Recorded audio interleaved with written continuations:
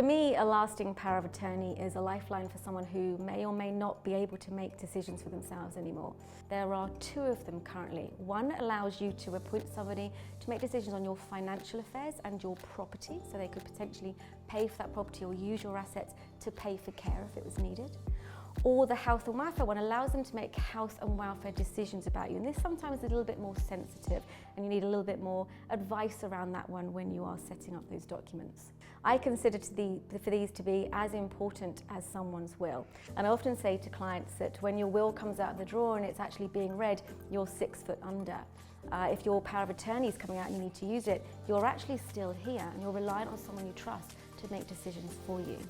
I genuinely believe people should set up a power of attorney as soon as possible. It's not something you should wait when you need it, because that's the time you don't want to. The time you need a power of attorney, I find most clients are hanging on to their last bit of independence and they don't want to give that over to somebody else. To actually set up a power of attorney is different for different people, and it really does depend on their estate and the assets that they hold and how complex that is. So if I take someone that's has a very simple asset holding, they might just want to do it themselves. To register that document, it only costs £82, and that would be the only cost of actually getting this done and protecting yourself. Some clients, however, might need specific wording in that, and that's where a solicitor would come into play.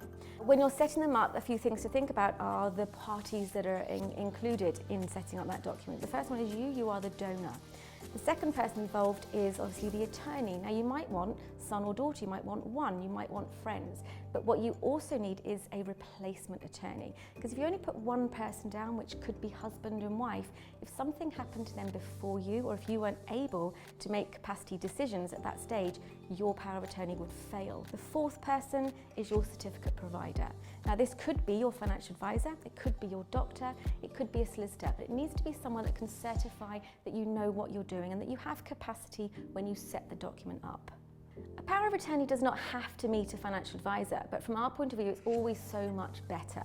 We would love to get the family involved or the attorney involved as early as possible, because we can have really inclusive conversations about the donor's wishes, how they want their estate to be looked after by that attorney if they can no longer do it. So we like to build that relationship up with the attorney as soon as we can.